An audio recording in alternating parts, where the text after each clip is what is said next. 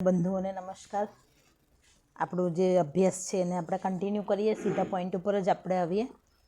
ધ્યાનમાં બધાને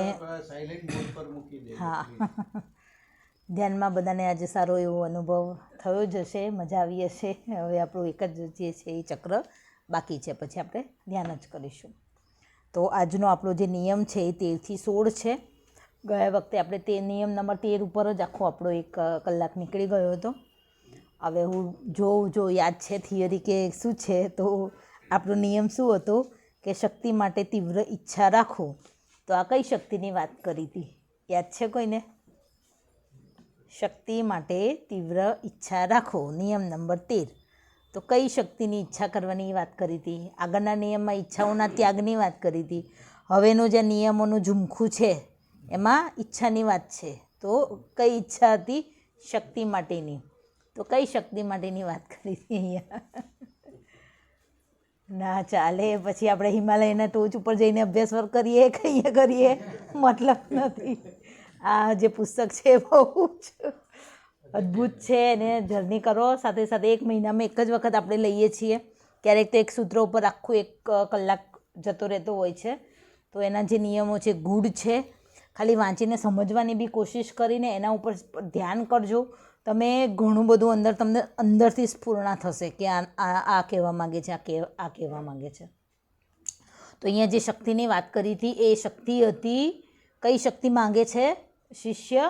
લોકોની સમક્ષ નહિવત બનીને રહેવું, એટલે કે જેટલું બને એટલું ઇગોલેસ, અહંકારને દૂર કરવાની શક્તિ માંગે છે. ડાઉન ટુ અર્થ બનવાની શક્તિ છે.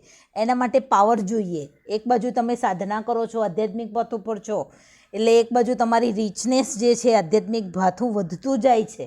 ઓકલ્ટ પાવર કહો, સિદ્ધિઓ કહો, સફળતા કહો, તમારો મેગ્નેટિક ફોર્સ કહો, તમારી ઓરાની એનર્જી કહો, તમારું ઓજસ એટલું બધું વધે છે કે લોકો ચુંબકની જેમ, મેગ્નેટની જેમ તમારી ઓરામાં આવે છે, સ્વતઃ આવે છે.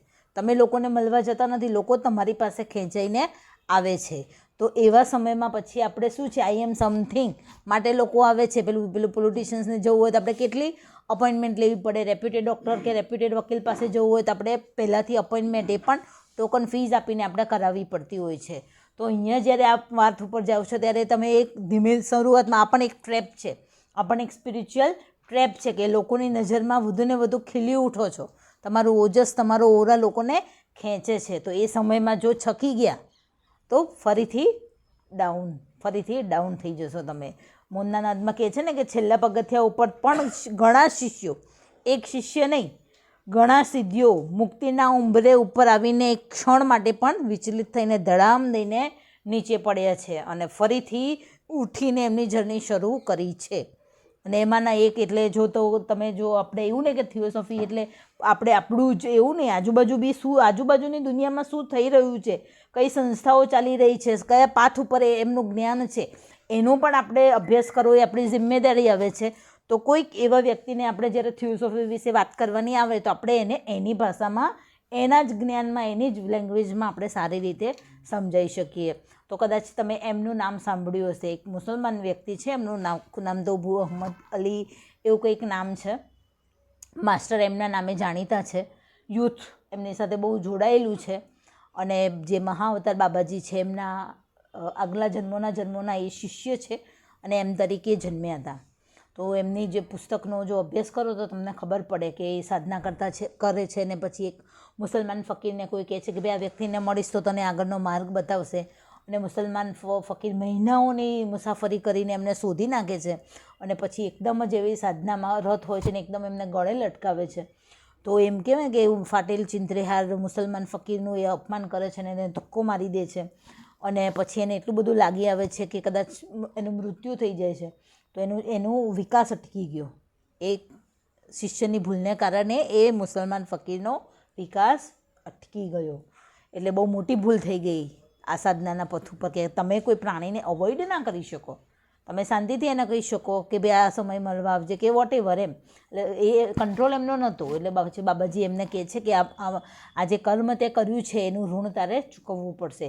એટલે તો પછી એ સરેન્ડર થઈ જાય છે. કેવી રીતે કરવું? તો કહે છે કે હવે તને પણ હું ટેકનિક બતાવું છું, એ ટેકનિકની મદદથી તું તારું આ શરીરનો તું ત્યાગ કર. અને થોડા સમય પછી ફલાણી જગ્યાએ તારો જન્મ થશે અને ફરીથી એ જર્ની તારી આગળ વધશે અને ફરીથી એ પછી એ મુસલમાનના ત્યાં એમનો જન્મ થાય છે. એમને હવે આ લેવલે એવો કોઈ ભેદ નથી કે હું મુસલમાન છું કે હિન્દુ, બધા જ પ્રકારના બધી જ જ્ઞાતિના લોકો એમના શિષ્યો છે. પણ એમની જો પુસ્તક વાંચો તો તમને ખબર પડે કે એક ભૂલ છે એ આપણને કેટલું બધું ડાઉન કરી દે છે. એવી જ રીતે આપણા કૃષ્ણમૂર્તિની પણ વાત કરીએ કે ભગવાન બુદ્ધના નજીકના શિષ્ય હતા અને માસ્ટરના કદાચ બુદ્ધની એવી સ્પષ્ટતા નથી કરી પણ એમ કે બહુ એનલાઇટેડ માસ્ટરના સંપર્કમાં હતા અને ઘણી બધી એ તરુણ અવસ્થાએ હતા અને ઘણી બધી જો એમને થોડી સિન્સિયરિટી બતાવી હોત તો એ જ જન્મમાં અત્યારે માસ્ટર બનીને એ બહુ ઘણા બધા આ વિકાસક્રમના માર્ગ ઉપર આગળ નીકળી ગયા હોય. કારણ કે આ જે જર્ની છે આપણી જે છે એ એન્ડલેસ છે. એવું નહીં કે તમને મોક્ષ મળી ગયો કે તમે બુદ્ધ કે તમે મહાવીરનું કૈવલ્ય જ્ઞાન કે હિન્દુઓનું આપણે મોક્ષની જર્ની કે જે ધર્મમાં કે જે પથમાં જે બતાવ્યું છે એ શબ્દો શું છે તમને આ પૃથ્વી ઉપરથી ફ્રી કરી દે છે. પણ એના પછીની જે જર્ની છે આગળની એ જર્ની તો ચાલુ જ છે. બુદ્ધની જર્ની છે, બુદ્ધની જર્ની ચાલુ જ છે. મહાવીર છે તો કેવલ જ્ઞાન થયા પછી એમની જે જર્ની છે એ અધર લોકમાં અધર પ્લેનેટ ઉપર એ ચાલુ જ છે. આપણો આ વિકાસ જે છે એ એન્ડલેસ છે. વિકાસ કેવો છે? એન્ડલેસ છે. એટલે જર્ની તો સતત તમારી ચાલુ જ છે પણ એની ફ્રીક્વન્સી, એનો માર્ગ તમે ટૂંકો કે લાંબો તમે કરી શકો એ વિલ પાવર આપણને હ્યુમનને એ આપેલો છે, જે બક્ષિસ પશુ અને પંખીઓને નથી આપી. બસ આટલું જ ફરક છે પશુ પંખીમાં અને આપણામાં કે આપણી પાસે વિલ પાવર છે, આપણી પાસે સમજણ શક્તિ છે, આપણી પાસે વિવેક શક્તિ છે. પશુ અને પ્રાણી છે એના સ્વભાવથી વર્તન કરે છે, એની પાસે એ નથી. બસ હવે અને આપણે મનુષ્યમાંથી આપણે શું બનવાનું છે? દેવ તરફ આપણે ગતિ કરવાની છે. પણ એના પછી બી જર્ની તો આપણી ચાલુ જ છે. તો કૃષ્ણમૂર્તિએ જે તક હતી એ થોડી એમની કહે છે કે એમની લેઝીનેસ, આળસના કારણે એમને એ તકને ગુમાવી દીધી. તો ફરીથી એમને જન્મ લીધો તો કૃષ્ણમૂર્તિ તરીકે એમને જન્મ લીધો ત્યારે 600 વર્ષ પછી એમને જન્મ લીધો અને પછી આ જન્મમાં એમને જે જર્ની હતી જોયું એની બેસનોને લેટ બીટર સરે કેવી રીતે મદદ કરી. જે ઇનિશિએશન જે છે એ એની બેસનોને લેટ બીટરનું સરનું શરીર જર્જરિત થઈ ગયું હતું. એ જે ચેતના છે એનો ભાર ઝીલી શકે એવું નહોતું. એમનું ડેસ્ટિની હતું, પુણ્યકર્મ છે, પણ શરીર વૃદ્ધ થઈ ગયું હતું. તો પછી એમને કીધું કે નેક્સ્ટ જન્મમાં, જ્યારે કૃષ્ણમૂર્તિને 21 સાથે બધી ઇનિશિએશન્સ આ જન્મમાં ગોડ ગિફ્ટ તરીકે મળી આવીને છેલ્લે એનલાઇટેડ માસ્ટર થઈને એ એમને બોડી છે એ વેકેટ કર્યું. બહુ નજીકના જે શિષ્યો છે, જે લોકો શિષ્યો તો એમને નહોતા બનાવ્યા પણ જે લોકો છે જે ઓળખી શકતા હતા એ જ એમને ઓળખી શક્યા. પણ એમના વિશે પણ કહેવાયું કે તરુણ અવસ્થાએ પહોંચ્યા ત્યારે એક આળસના કારણે એ તક એમને શું કરી દીધી હતી? ગુમાવી દીધી હતી. તો અહીંયા તો આપણે ક્ષણે ક્ષણે જાગૃત રહેવાની વાત કરે છે. તો જ્યારે આવા લોકો જ્યારે આપણને મળશે, આવા લોકોની વચ્ચે આવશું, આપણે એવી જવાબદારીથી, કોઈ સંસ્થાની જવાબદારી એ પણ જવાબદારી છે, સંસ્થાની જવાબદારી એ પણ જવાબદારી છે. તો એ જવાબદારીની વચ્ચે આપણે પછી આપણી જાતને ખૂંપી દઈશું, લોકોની અંદર આપણે મર્જ થઈ જઈશું તો આપણને ઈગો આપણો વધી જશે. આઈ એમ સમથિંગનો એક આપણને સૂક્ષ્મ ઈગો કહો કે બલિષ્ઠ ઈગો કહો, ઈગો જ છે. એ મોટા સ્વરૂપનો હોય કે નાના સ્વરૂપનો, તો એ તમને શું કરશે? પાડશે. એટલા માટે કહે છે, આ નિયમ આપણને કહે છે કે શક્તિ માટે તીવ્ર ઈચ્છા રાખો. મીન્સ એ કઈ શક્તિ છે? હું હંમેશા પડદાની પાછળ રહીને જ કાર્ય કરું, ડાઉન ટુ અર્થ રહીને જ હું કાર્ય કરું. આ શક્તિ માંગવાની વાત કરે છે શિષ્યને. તો એ શક્તિની વાત કરે છે. બીજા કોઈ સુપર હ્યુમન નેચરલ પાવર્સની અહીંયા શિષ્ય ઈચ્છા કરતો નથી. પછી 14મો નિયમ પણ એવો સહજ અને સાદો છે, પણ બહુ હવે શરૂ કરું તો કહે છે કે શાંતિ માટે ઉત્કટ ઈચ્છા સેવો. પહેલાંના નિયમમાં 13મા નિયમમાં શક્તિની વાત કરે છે. હવે શું કહે છે કે શાંતિ માટે ઉત્કટ ઈચ્છા સેવો. તો આપણે જોઈએ કે આ બધું આપણે ધન ને બધું કમાઈએ છીએ, પરિવાર ઊભો કરીએ છીએ, તો છેલ્લે આપણે શું કે ભાઈ શાંતિથી જીવન જીવાય. હવે શાંતિથી જીવન જીવવું છે. વારે વારે આપણે આ બધા બોલી ચૂકીએ છીએ કે હાય હવે હિમાલય ભુવાલી સ્ટડી ક્લાસમાં પણ જવું છે તો એમ શાંતિ માટે જવું છે. એમ લોકો સંસારનો ત્યાગ કરે છે, વૈરાગ્ય લે છે, શાંતિ માટે કરે છે. ત્યાં સુખ નથી પણ શાંતિ છે. તો અહીંયા પણ આપણે જ્યારે જગ્યા પ્લેસ કરીએ છીએ, કોઈ જગ્યાએ જઈએ છીએ તો પૈસા બી કમાઈએ છીએ તો શેના માટે? શાંતિ માટે કહીએ છીએ. શાંતિ અને સુખ જોઈએ છે. તો આધ્યાત્મિક જગતમાં તો વળી ભાઈ કઈ શાંતિને પગ વાળીને બેસવાનું તો આપણને છે જ નહીં. ડબલ આપણે તો શિષ્યએ તો ડબલ જવાબદારી નિભાવવાની છે. કાર્મિકના જે કર્મો છે એ પછી સંસારના હોય કે સંસ્થાના હોય, કાર્મિક કર્મો બી કરવાના છે એને, એના આધ્યાત્મિક કર્મો, નિત્ય કર્મો, સાધનાના કર્મો પણ એને કરવાના છે. તો અહીંયા એને કઈ શાંતિની વાત કરી છે? તો શાંતિની વાત અહીંયા એ સેન્સમાં કરી છે કે સેલ્ફ કંટ્રોલ. જેનો પોતાના ઉપર કાબૂ છે એ શાંતિનો હકદાર છે. હવે સેલ્ફ કંટ્રોલ માટે શું શાંતિ ક્યાંય નથી, શાંતિ શું છે આપણી અંદર જ બિરાજમાન છે. હિમાલયની જે શાંતિ છે, હિમાલય આપણે જઈએ છીએ તો એમ થાય કે સરસ મજાના કૈલાસ માનસરોવર જેવા સરોવરની આગળ બેસીએ તો ઓટોમેટિક સ્વતઃ આજુબાજુના યોગીઓનો ઓરા અને એ લોકોનું ઓજસ જ એટલું બધું હોય છે કે ત્યાં શું છે એકદમ શાંતિ છે. પણ આપણે આપણી ચેતનાના સૂક્ષ્મ લેયરોમાં જો આપણે જઈશું તો ચેતનાના સૂક્ષ્મ લેયરોમાં પણ એ જ શાંતિ ઘરના ખૂણે બેસીને પણ હિમાલયની જે શાંતિ છે એ આપણા ઘરના ખૂણે પણ આપણે મેળવી શકીએ છીએ. એટલે શાંતિ મેળવવી એક કળા છે. જો શાંતિ મેળવતા આવડી ગઈ, જ્યારે પણ આપણને એવી ક્ષણો મળી જાય કે જેમાં આપણે કશું જ કાર્ય કરવાનું નથી કરવું, તો આંખો બંધ કરીને અંદરની ડૂબકી આપણે મારી લઈએ તો શાંતિની એક ઝલક આપણને ચોક્કસ મળે જ.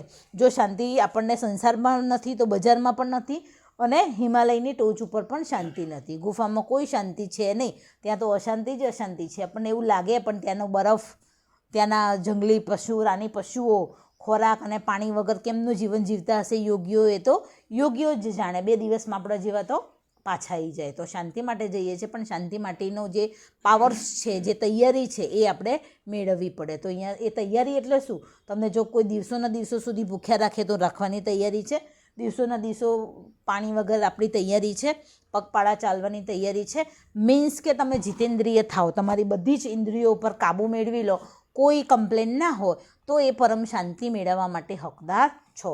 પછી તમે હિમાલય જાઓ કે ઘરના ખૂણે જાઓ કે કોઈ યોગીની ગુફામાં જાઓ, એ શાંતિ માટે તમે હકદાર છો. કોણ હકદાર છે?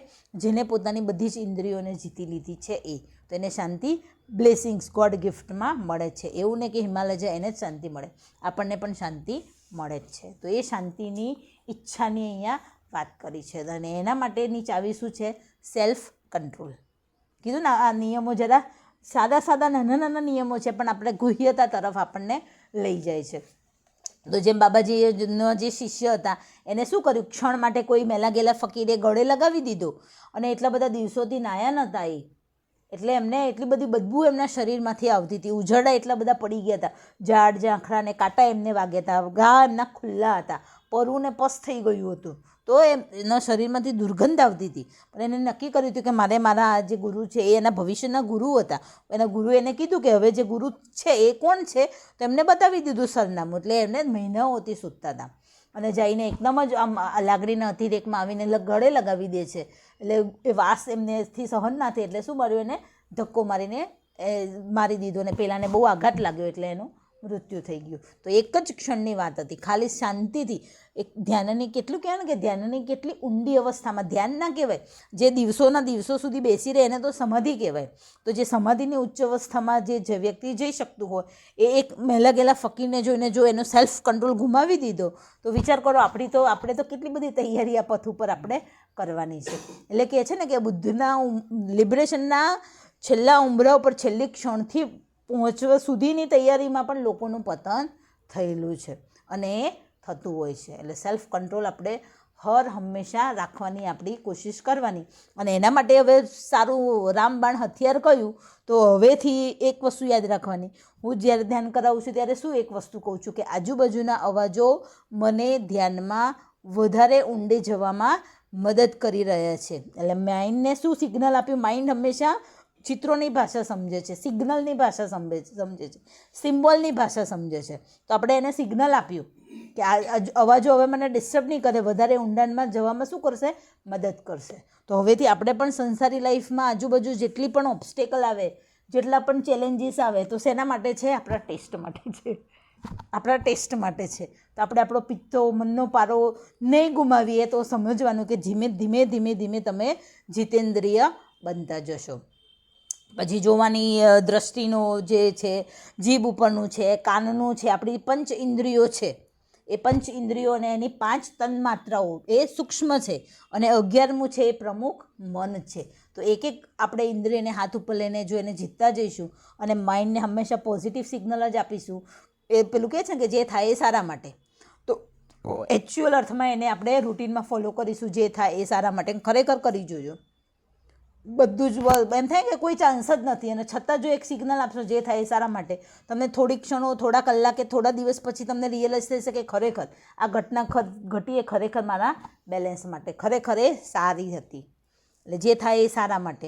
અને આવનાર બધા જ ઓબ્સ્ટેકલ્સને, બધી જ વિપરીત પરિસ્થિતિઓને આપણે શું લેવાનું?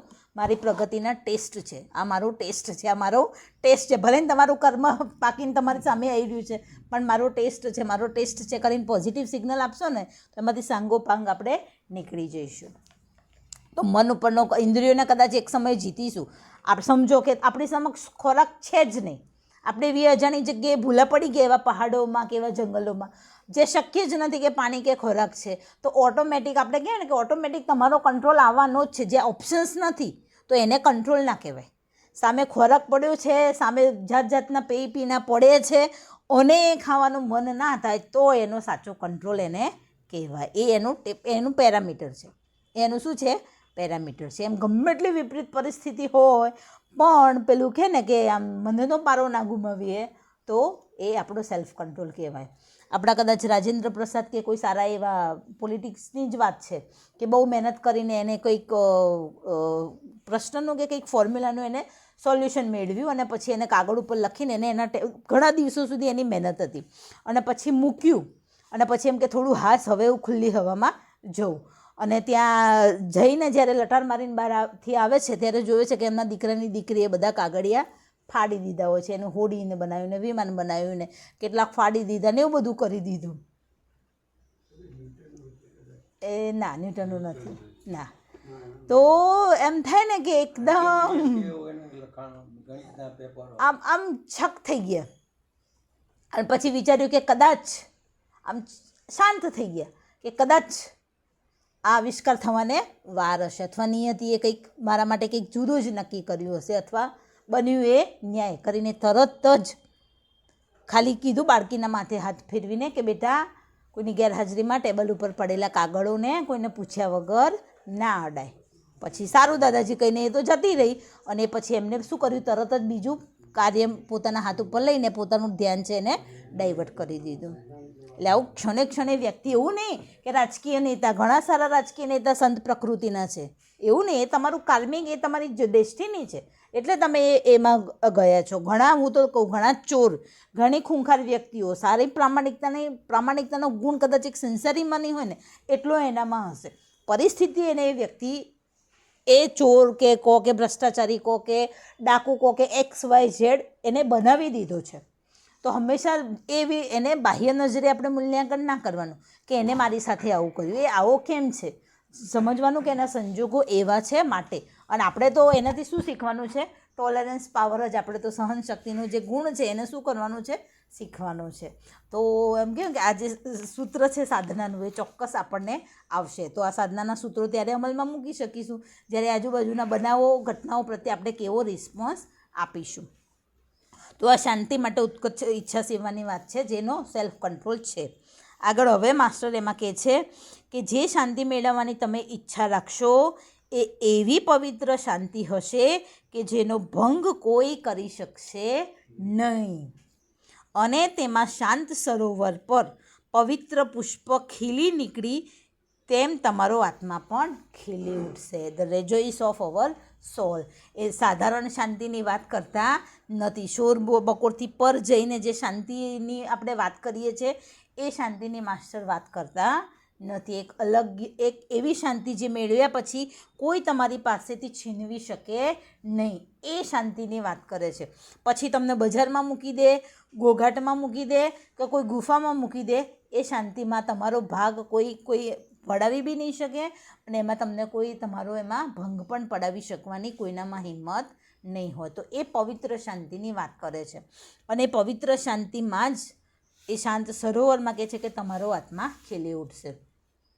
જેમ એક પાણીથી ભરેલું સુંદર મજાનું સ્વચ્છ સરોવર છે અને એમાં આપણે આપણું પ્રતિબિંબ જોવું છે, પણ જો એનું પાણી હિલોડા લેતું હશે, એમાં આપણે પગ ડબોડીને આગળ ગયા આવીશું, નાના મોટા કાંકરા પથ્થર નાખ્યા આવીશું તો વેવ્સ બનશે, નાના નાના રિંકલ્સ બનશે અને સરોવરના પાણીને શું કરી દે છે? દોડી દે છે. પણ આ જે દોડવું છે, જે પાણી પથ્થર નાખો તો તરંગો ઊભા થશે. તો એમાં આપણે આપણો ચહેરો નથી જોઈ શકતા.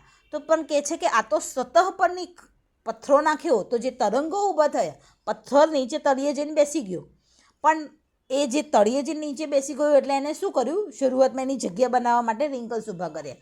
તો કહે છે કે આ તો સરોવરના એક લેયરમાં જ ખળભળાટ થયો છે. સરોવરનું જે પાણી છે નીચેને અને મધ્યમાં એ તો એકદમ શાંત છે. પથ્થર પડે કે પાનો પડે કે પહાડ પડે એને સરોવરની એ જે પાણીના જે લેન્થ છે એમાં કોઈ ખળભળાટ આવતો નથી. તો ઉપર સતહ પર જ આવે છે. તો આપણા શરીરો જે છે 3, આપણું નીચેનું શરીર, સૂક્ષ્મ શરીર અને આપણું એસ્ટ્રલ શરીર, લોઅર મેન્ટલ બોડી, એમાં જ ખળભળાટ છે. આપણે જ્યારે સ્પિરિચ્યુઅલ બોડીમાં કે આપણા ઇન્ટેલેક્ચ્યુઅલ બોડી ઉપર આપણી ચેતનાને જો આપણે લઈ જઈશું તો ત્યાં તો કોઈ અવાજ, કોઈ વિચાર, કોઈ ધરતીનો કોલાહટ ત્યાં નથી. તો એ ચેતનાના એ લેવલે પહોંચવાની અહીંયા વાત કરે છે. અને એવું કહેવાય છે કે જ્યારે વ્યક્તિ એનું 5મા શરીરે 5th પ્લેને પહોંચી જાય ત્યારે મોક્ષ શરૂ થઈ જાય છે. જે ડ્વેલિટી હમણાં આપણે વાત કરીને કે અહીંયા તો સંઘર્ષ છે ડ્વેલિટી, તો એ ડ્વેલિટી સ્ત્રી અને પુરુષની એટલે કે લિંગની જે આપણો પહેલો સિદ્ધાંત કે છે લિંગ અને જાતિનો જે ભેદભાવ છે એનાથી પર જઈને બંધુત્વના કેન્દ્ર બનાવવું, એમ યુનિટી ઓફ લાઈફ. તો એ નિયમ આપણને ઉપરના લેવલે તો ધર્મ, જ્ઞાતિ, જાતિ ને લિંગના ભેદભાવમાંથી મુક્ત થવાનું જ છે, પણ એ 5th પ્લેન સુધીનો એ નિયમ છે આપણને 5th પ્લેન સુધી લઈ જાય છે કે જ્યાં પહોંચ્યા પછી કહે છે ને કે માયા, ગંગા સતીના અને પાનબાઈના ભજનો તમે વાંચો તો આ પહેલાં સિદ્ધાંતની આપણને એ ભજનો આપણને વાત કરે છે કે ત્યાં કોઈ જાતિનો ભેદ નથી, કોઈ લિંગનો ભેદ નથી અને બધામાં આપણને હાર્મની એટલે બધામાં યુનિટી ઓફ લાઈફના આપણને દર્શન થાય છે. યુનિટી ઓફ લાઈફના દર્શન એટલે કોણે કણમાં, જળ અને ચેતનમાં પરમ ચૈતન્ય ઈશ્વરનો વાસ છે. બધે હું જ છું એ અનુભવની વાત કરે છે. એ સાચા વિશ્વ બંધુત્વના કેન્દ્રની વાત આપણને આપણા ગુરુજનોએ, આપણા સિનિયરોએ આપણને કરી છે. એટલે 2 રીતના સિદ્ધાંતો છે. એના જે 3 સિદ્ધાંતો છે 2 રીતે છે. ઓકલ્ટ લેવલે પણ આપણને વિકાસમાં મદદ કરે છે અને પૃથ્વી ઉપર કેવી રીતે મારું તારું ધર્મ, જ્ઞાતિનો જે ભેદ છે, જે યુદ્ધો થાય છે તો મારા તારાથી, લિંગ અને જ્ઞાતિનાથી જ આપણે કરીએ છીએ. પેલું કહે કે જ્ઞાતિ અને ધર્મે જ સૌથી વધારે માનવનો સંહાર આ પૃથ્વી ઉપર કર્યો છે. તો એનાથી પર જવાની અહીંયા વાત કરી છે. તો ભાઈ તુંય શાંતિથી જીવ ને મને શાંતિથી જીવ, તું તારા દેશમાં શાંતિથી જીવ, મને મારા દેશમાં શાંતિથી જીવવા દે, મને મારા ઘરમાં શાંતિથી જીવવા દે, પડોશીના ઘરમાં શાંતિથી જીવે. તો આ શાંતિની જો આપણે વાત કરીએ તો ક્યાંય ઝઘડા, ક્યાંય વેરભાવ આવે નહીં, કોઈ પોલિસી, કોઈ વીટો પાવરનો ઉપયોગ કરવો પડે નહીં. તો આ ખાલી પહેલો સિદ્ધાંત છે એ આપણને બાહ્ય જગતમાં પણ જીવવા માટે કેટલો બધો ઉપયોગી થાય છે જો ફોલો કરીએ તો. અને ઓકલ્ટ લેવલે જઈએ તો 5th પ્લેન સુધી આપણને લઈ જાય છે કે જ્યાં રિયલ અર્થમાં કોઈ લિંગ, કોઈ જ્ઞાતિ, કોઈ ભેદ, કોઈ સ્ત્રી પુરુષની ભાવના રહેતી જ નથી. યુનિટી ઓફ લાઈફની આપણને બધાને એ જીવન તરંગ એના આપણને દર્શન થાય છે. તો આટલી બધી વાત નાનકડા શાંતિ માટેના સૂત્રમાં આપણને કરી છે. કેટલું સરસ ભાથું આપણને આ આપ્યું છે. તો કહે છે કે આપણે જે શાંતિ પ્રાપ્ત કરી હોય તો જ અન્યને શાંતિ આપી શકીએ. મને શાંતિનો સ્વાદ મળે તો જ હું બીજાને શાંતિ આપી શકીશ. મને ગુલાબજાંબુ બનાવ્યું અને ભાવ્યું તો હું બીજાને બનાવીને ટેસ્ટ કરીને ચખાડીશ ને. એટલે કહે છે કે તમે શાંતિ મેળવી હશે તો જ બીજાને શાંતિ તમે આપી શકો છો.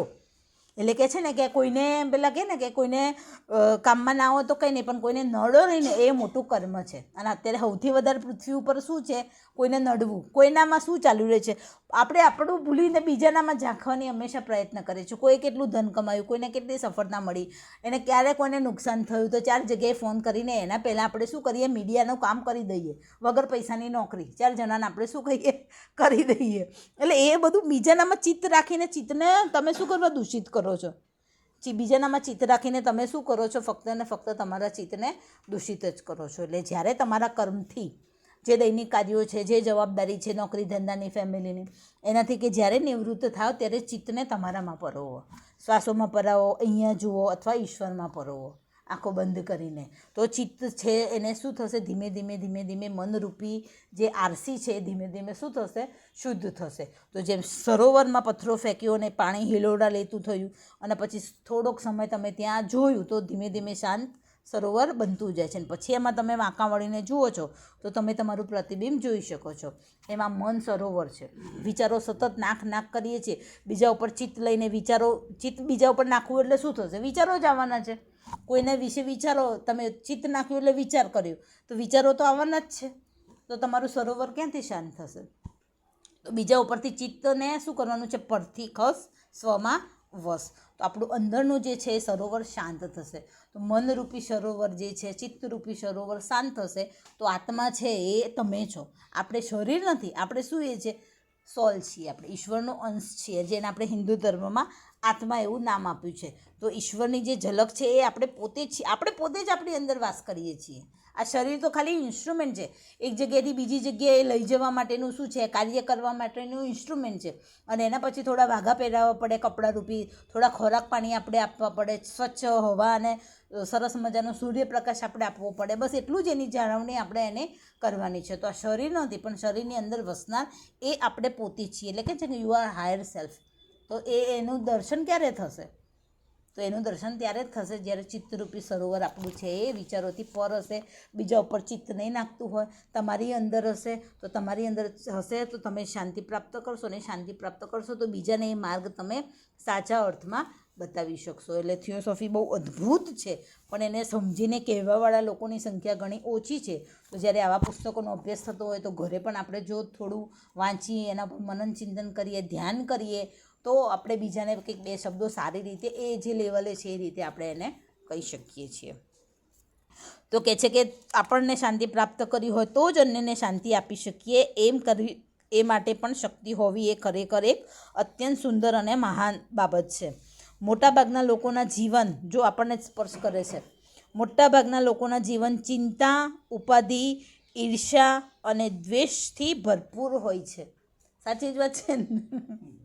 સદૈવ તેઓ માત્ર વૃત્તિઓના જ નહીં, પરંતુ અસંતુષ્ટ તૃષ્ણાઓના વમળમાં જ હોઈએ છીએ. આપણે મોટાભાગે આપણી ઈચ્છાઓ પૂરી ના થઈ ગઈ હોય, અને બાજુવાળાની કે કોઈ સંબંધીની કે કોઈ મિત્રની પૂરી થઈ ગઈ હોય, તો મારી ઈચ્છા ક્યારે પૂરી થાય એના વમળોમાં જ આપણે સતત રોકાયેલા હોઈએ છીએ. એની અહીંયા વાત કરે છે. તો કહે છે કે જેઓ આધ્યાત્મ વિદ્યાના અભ્યાસી બને છે, એટલે કે દ્રશ્ય જગતની પાછળ રહેલી નિત્ય વસ્તુનો અભ્યાસ આદરે છે. હવે દ્રશ્ય જગતની પાછળ અદૃશ્ય જગતમાં નિત્ય વસ્તુનો અભ્યાસ એટલે હું કોણ છું એની જ્ઞાન મેળવવું. હું કોણ છું એનું જ્ઞાન મેળવવું એની વાત કરે છે. નિત્ય દ્રશ્ય જગતની પાછળ રહેલી નિત્ય વસ્તુનો અભ્યાસ આદરે છે. At the feet of the માસ્ટરમાં કહે છે ને વિવેક, નિત્ય અને અનિત્યનો તમે અભ્યાસ કરો તો કઈ વસ્તુ નિત્ય છે ને કઈ વસ્તુ અનિત્ય છે. એટલે અનિત્ય એટલે નાશવંત અને નિત્ય એ સદાય રહે છે. તો આ પૃથ્વી ઉપર કઈ વસ્તુ છે જે સદાય રહેવાની છે? આપણો આત્મા. બાકી બધી આપણું એસી છે, ટીવી છે, ફ્રીજ છે, પૈસા છે, બંગલો છે, જમીન છે, ઘર છે, પરિવાર છે, પરિવારના લોકો છે, સંબંધીઓ છે, મિત્રો છે, દુશ્મનો છે, બધું જે શરીર જેવું મરી ગયું, અંદરથી પ્રાણ જતા રહે એટલે બધા સાથે કટ ઓફ.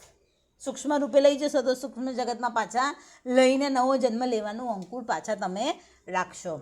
એટલે આપણે હમણાં જ્ઞાનચક્રની વાત કરીને તો બીજી પણ જોડે વાત જોડી દઉં કે જ્યારે આપણું મૃત્યુ આવતું હોય છે, પછી કોઈ પાગલ વ્યક્તિ હોય કે કોઈ પણ XYZ, ઇવન કોમામાં ગયેલી વ્યક્તિ પણ મૃત્યુની ક્ષણોમાં જાગૃત બની જાય છે. અને અહીંયા આખું જીવન એને જે 60 વર્ષ જીવ્યું, 70 વર્ષ જીવ્યું, કોઈ 6 દિવસ જીવ્યું, XYZ કેવું જીવન જીવ્યું એનું આખી રીલ અહીંયા સેકન્ડના 100મા ભાગમાં સેકન્ડોમાં એ છે એ પસાર થઈ જાય છે. અને એમાં જોઈને આપણે જ આપણી ચેતના પાછી સ્ટક થઈ જાય છે કે આ વસ્તુ રહી ગઈ. અને ત્યાંથી નવા જન્મનું, જો પ્રકૃતિ કેવી ગેમ ખેલે છે, ત્યાંથી જ નવા જન્મનું સેકન્ડના ભાગમાં નવા જન્મનું સીડ ઉમેરાય છે. એટલે આપણે ખાલી 3 કલાકનું, હવે તો જો કે 3 કલાકના બહુ ઓછા પિક્ચર બને છે. આપણે બધાનો અનુભવ છે કે આપણે થિયેટરોમાં પિક્ચર જોવા ગયા જ છીએ. તો જ્યારે 3 કલાકની આપણે બીજાએ બનાવેલી, બીજાએ પૈસા ખર્ચેલી ટિકિટ લઈને આપણે ફિલ્મ જોઈએ છીએ, તો એ ફિલ્મમાં 3 કલાકની અંદર પણ એને આપણે પોતાનું માની લઈએ છીએ. આપણે વિલન હીરોને માનતો હોય કે હિરોઈન મુશ્કેલીમાં હોય તો આપણે શું તરત વિચારી, એ ફાઇટિંગ કરતો હોય કે એને માર્ગ શોધે તો તરત આપણું મગજ ચાલુ થઈ જાય છે કે આમ કરને આમ કરવું જોઈએ. તો આપણે એની સાથે કેટલું બધું તાદાત્મ્ય મેળવી દઈએ છીએ. તો આ શરીરની અંદર તો આપણે 60, 70, 80 ખબર નહીં કેટલા વર્ષો રહ્યા અને શું આપણે કર્યું, તો એની રીલ અહીંયા પસાર થઈ જાય છે. કીધું ને, કોમામાં વ્યક્તિ પણ મૃત્યુના સમયે જાગૃત થાય છે, નિંદમાં જાગેલી વ્યક્તિ પણ અહીંયા જાગૃત થાય છે, પાગલમાં પાગલ વ્યક્તિ પણ એના મૃત્યુના એ કર્મ પૂરું થઈ ગયું જાગૃત થાય છે. એની પોતાની જ ફિલ્મ એ જુએ છે અને પછી એમાંથી નવા જન્મનું શું થાય છે, સીડ એ બંધાતું હોય છે. એટલે એટલા બધા કેટલું જો એ સીડ ના બાંધવું હોય તો આપણે કેટલું અવેરનેસ રહેવું પડે. જેમ દ્રશ્ય જગતને જે એમાં જોઈએ છે એમાં બધાને જો નાટક સમજીએ કે આપણે બધા એક કેરેક્ટર છે અને ભગવાને એક રોલ આપ્યો છે અને એ રોલ આપણે સારી રીતે નિભાવવાનો છે, બાકી બધા મારા આજુબાજુ છે મેં કરેલા કર્મોના પ્રમાણેના નાટકના રોલ છે. કોઈ વિલન સ્વરૂપે આવે છે, કોઈ હિરોઈન સ્વરૂપે આવે છે, કોઈ પુત્ર સ્વરૂપે આવે છે. એ જો એવી રીતે જો સંસારના ખેલને ખરેખર માયાના ખેલને નાટક સમજીશું ને તો 100% ધીમે ધીમે ધીમે અંદરથી તમે એકદમ આમ સ્વતંત્ર થતા જશો, ડિટેચ થતા જશો. તમને એની અંદર પછી રાગ અને દ્વેષ, મારું તારું, એ બધી જે ભાવનાઓ છે એ બધી જે છે વૃત્તિઓ એ કેવી બનશે, કૂણી પડશે અને પછી એક સમય આવશે એ ખરી પડશે. તમે કરતા હશો પણ હું કરું છું એ ભાવ નહીં હોય અને એની જ આ સૂત્રો કે છે કે એ ભાવ ખંખેરી દેવાનો છે. તમે માધ્યમ છો. હું કરતા પણ હું હશે પણ હું કર્યું એ ભાવ તમારું શું થશે, નીકળી જશે. એટલે પેલી ગયા નિયમમાં મેં કીધું હતું ને કે વાંસની પોલી જે વાંસળી છે એવું આપણે બનવાનું છે. તો ભગવાન ઈચ્છે ત્યારે આપણને વાંસળીને કેવું વાદ્ય બનાવી દીધું, નહીં તો એક લાકડાનો પોલો ટુકડો તો કે આટલું સુંદર મજાનું સંગીત સુરીલું આપે.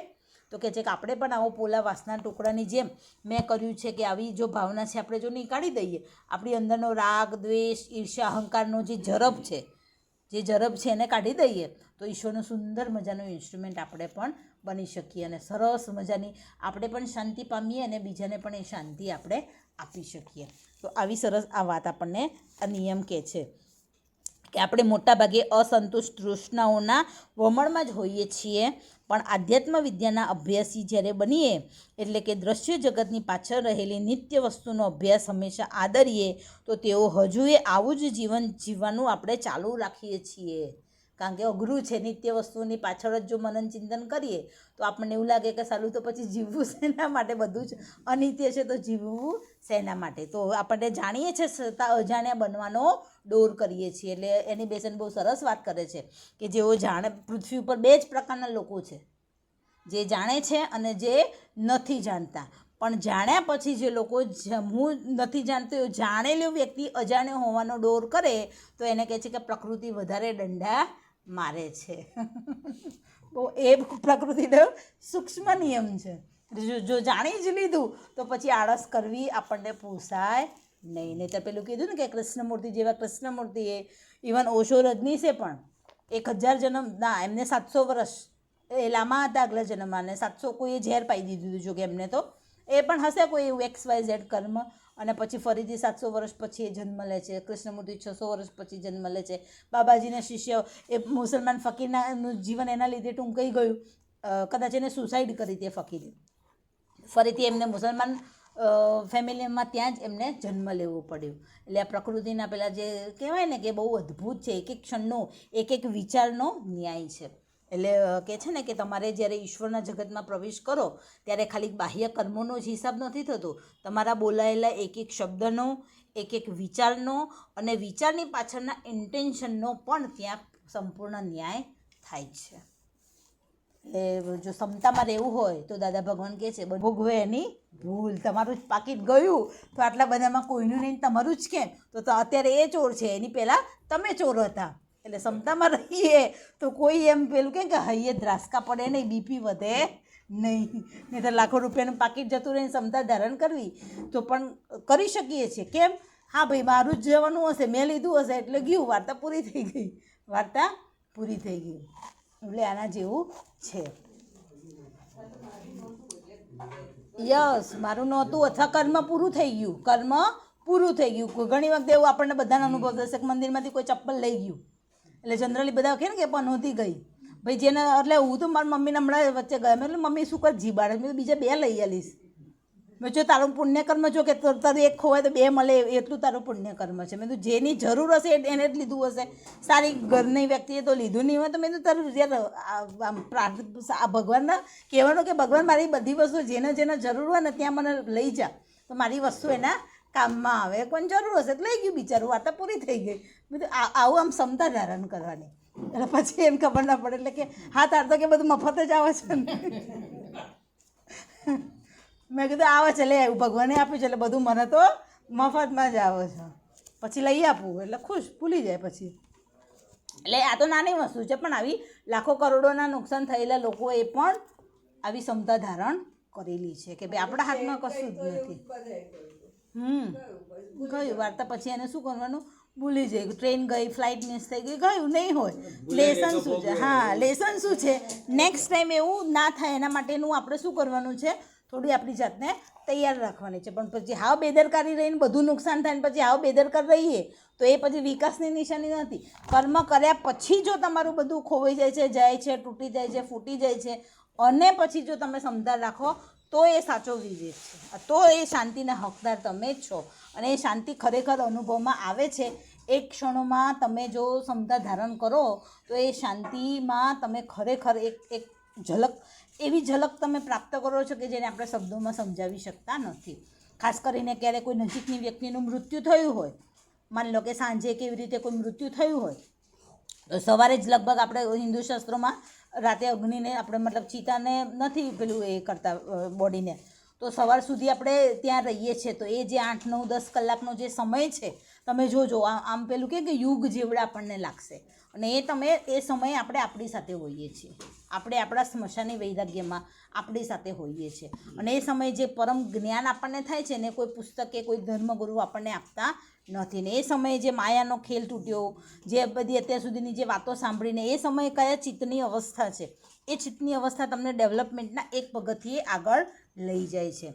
અને એમાંથી પસાર થયેલી વ્યક્તિ બીજી કોઈ વ્યક્તિને કંઈ એવા પ્રસંગ આવે અને કોઈ એવું પુસ્તક આપે અથવા તો કે ભાઈ આટલું જ ઋણાનુબંધ હતું, હવે પૂરું થયું, તો એના શબ્દો એ સામેવાળા માટે હિલિંગનું કામ કરે છે કે હા બસ આટલું જ હતું આપણું. તો પછી કંઈ આપણને એ એટેચમેન્ટની જે ભાવના છે એ આપણને થતી નથી. પણ જીવતા હતા ત્યારે એક પણ વસ્તુ આપણે એની ઈચ્છા પેલું કહે ને કે પૂરી તો ટાળી તો નહોતી ને, બસ તો પછી સમજી લેવાનું કે કોઈ વ્યક્તિ આપણા જીવનમાંથી નીકળી બી જાય છે તો જરાય એનો અફસોસ થતો નથી. કેમ જીવતા, કારણ કે આપણે એની બધી જ ઈચ્છાઓ પૂરી કરી હતી. મૃત્યુ પછી હાર પહેરાવો, પિતૃ તર્પણ કરો, કોઈ એ બધું લેવા આવતું નથી. એ બધા આપણા હિન્દુ શાસ્ત્રમાં નો ડાઉટ સાયન્ટિફિક છે, પણ એની પાછળના નિયમો પ્રમાણે કરીએ તો અધરવાઇઝ કોઈને કશું આ પૃથ્વી ઉપર હવે એટેચમેન્ટ જેવું નથી. તમે જોજો હવે પહેલાં જમાનામાં બધા ભૂતોના અને બધા ફલાના ઢીંગણા બધા બહુ હતા. હવે સિમેન્ટ કોન્ક્રીટ એના એટલા બધા જંગલો જેવા મકાનો બધે રહેઠાણ થઈ ગયા. આધ્યાત્મતા અને વિજ્ઞાન એટલું બધું, ટેકનોલોજી એટલી બધી આગળ થઈ ગઈ કે ભૂતોની સંખ્યા પણ ઓછી થઈ ગઈ. કારણ કે મૃત્યુ પછી હવે કંઈ એટેચમેન્ટ જેવું રાખો સાલું હવે કલયુગમાં કોના માટે ને શેના માટે રાખવું?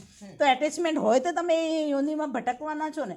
અને હવે અત્યારે બધાને પેલું કે રાજા મહારાજા જેવું બધું જ ઇઝીલી મળે છે. એ લોકો જે કમ્ફર્ટ ભોગવે છે એમ આપણે ને આપણા બાળકો ને આપણા ફેમિલીના લોકો પણ ભોગવી શકીએ છીએ આપણે.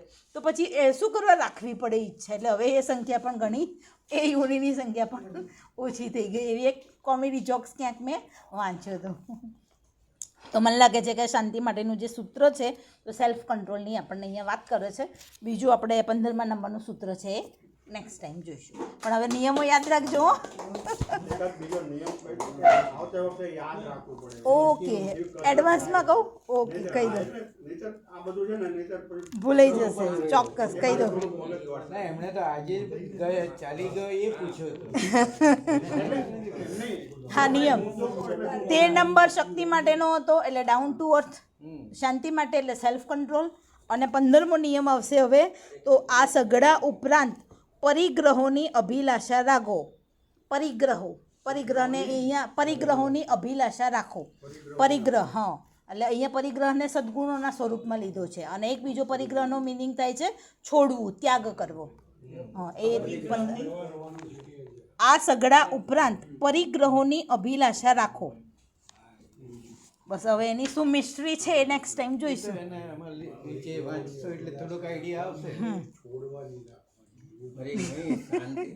ચલો, તો આ સાથે આપણું આ છે ને, યસ, આપણે અહીંયા આ પ્રવચનને પૂરું કરીએ છીએ.